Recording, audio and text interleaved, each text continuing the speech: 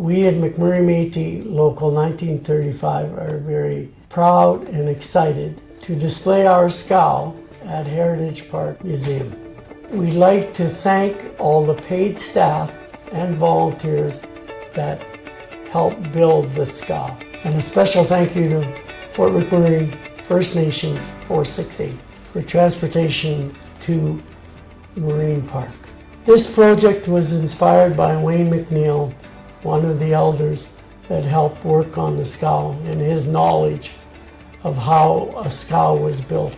It's important to the Métis people to have that connection to the river system, because that's how freight moved up and down the river and also further back up out of the river, the north, going back to Europe, I guess. But it also supplied all the Mackenzie River system with freight and goods that were needed for each community along the way. Yeah, we have pulled out an edition from May of 1962 that details the river system, and it's amazing to look at. First, the history, and we have an expert in the river system right beside us in Peter Hansen, because he navigated this water system, and why don't you tell us about that?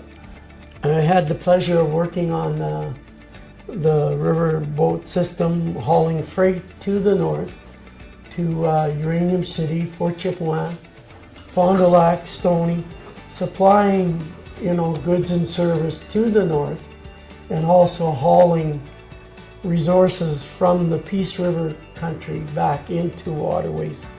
Waterways was the start of the river system way back when, because it was the end of the rail, and then the freight went on to the tugboats, which was then transported up to the Mackenzie River system.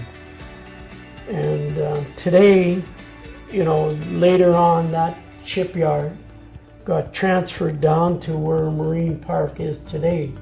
That's where Northern Transportation had their shipyards, and the freight was all loaded onto barges back then and hauled up to El Dorado mines. There was gold fields, gunner mines, and all of that area in northeastern Saskatchewan. But also, Suncor played a big part in supplying crude oil to the El Dorado mines when the mine was in operation. But along the river system, as a young child, I had the pleasure of living with my father and mother on the river. The Hansen cabin here is where I stayed until I was about there was all kinds of cabins. There was, all the trappers knew each other and always checked up on each other going forward. There was one big happy community along the river systems.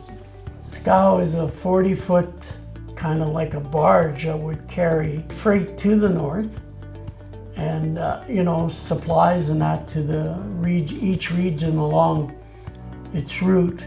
And then once it reached its final destination, whether it be on the Mackenzie River system, they would pull the Scow up ashore, and then you take it apart and use the lumber to build dwellings.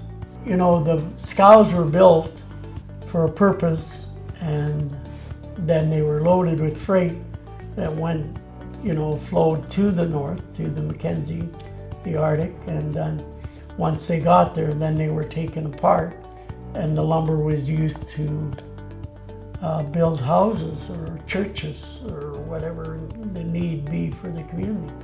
Yeah, one of my greatest teachers is sitting right beside me as far as Métis history and Métis culture.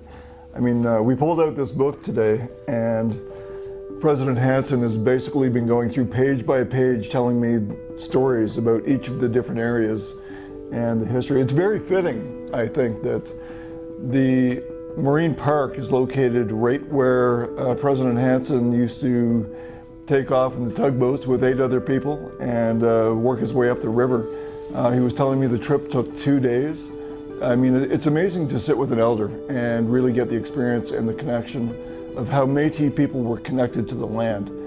And one of my roles, and I know that President Hanson has said that this is critical, is to make sure that we protect, defend, promote, and make sure that that Métis culture is celebrated. And I couldn't be prouder to be part of the team that's doing that. You want to make sure that history is captured and not lost, and this is exactly what we mean by that.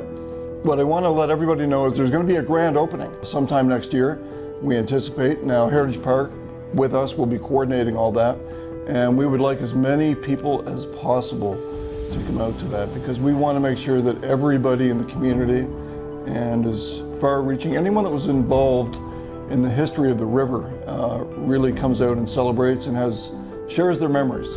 And that's really part of the intention of what we're doing. It's a great opportunity, and President Hanson, you can bet, will be there and speaking about all his own experiences. So we look forward to that. Yeah, my father was a captain on the riverboat system, and I learned lots from him. You know, he taught me how to read the river and how to understand nature and, you know, what was moving, what was happening, and the high water that come every year, and, you know, in the channel of the river. Sometimes in high water you could cut corners, and in low water you had to make sure you were in the channel or else you were stuck.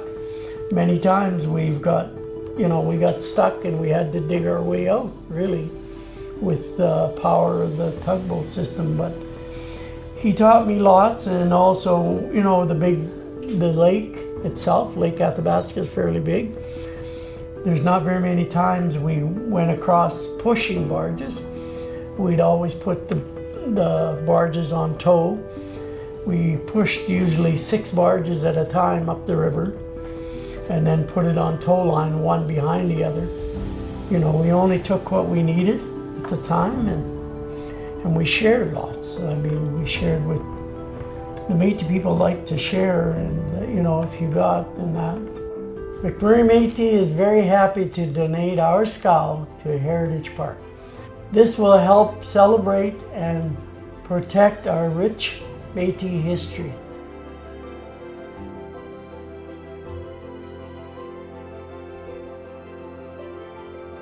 It's an investment, and it's an investment in Métis history, and it's an investment well worth making.